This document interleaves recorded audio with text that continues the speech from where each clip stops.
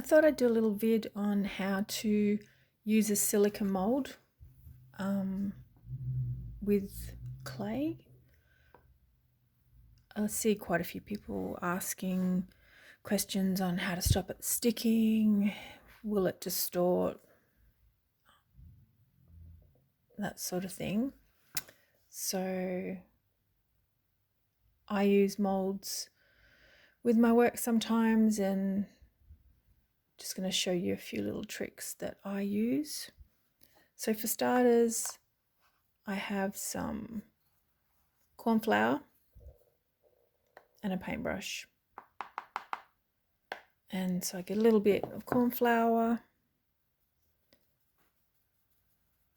and I dust in where I want to use. If I get too much, I can just tip some out. So the corn flour helps prevent it sticking. And the clay that I'm using is not too wet. So I like to spread it out a little bit. It's not too wet, not too sticky. Otherwise, it's hard to get out without distorting it. So I try and push it into all the areas. Give it a little roll with a rolling pin, and then I get a really firm rib. And what I like to do is go from the center, pulling outwards to clean up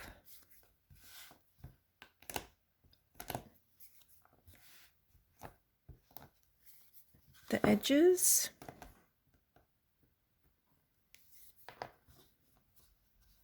Because if I go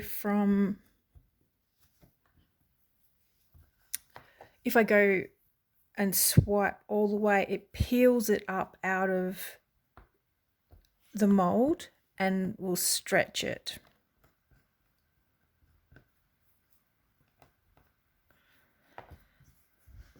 So, and if I'm going to attach this to something, I like to get my little cut off bit of rib here, and I'm going to score it before I remove it from the mold, because what I find is once I've removed it from the mold, I want a reduced handling, which will distort my little piece. So it's all supported in there and it's much easier to score it while it's supported. And the other thing that I find, and you can turn it over, and I think they do suggest this for some of these molds, where you can turn it over and peel up, which helps get things out of the mold. I like to really bend my mold as much as I can to get my piece out. Then it's all scored, ready to, if you need it to firm up a bit more before you attach it and risk losing any of your detail. So I don't normally leave my mold that messy. Let's pick up all these extra little gunky bits. So I'm just going to add more corn flour. If you add a lot of corn flour, I don't know that it's happened to me, but I have heard that too much corn flour left like on your mold and on your clay can act as a little bit of a resist, that it might not all come away in the bisque. I can't confirm that, but I try to just use just a light dusting. So I'm going to push my clay in.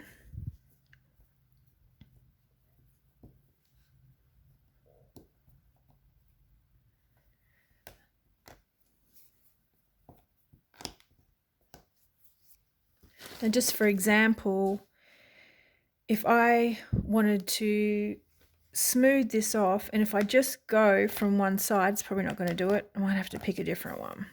I'm going to have to pick a different one.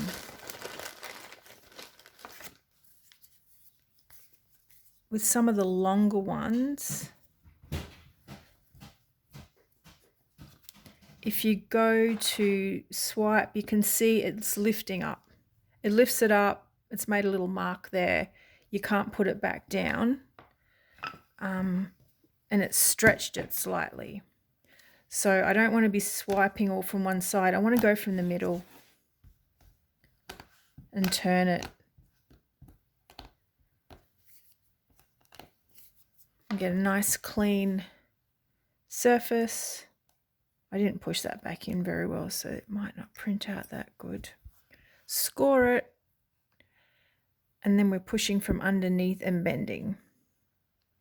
So we get our mold. Hopefully that helps you using silica molds because they're so handy.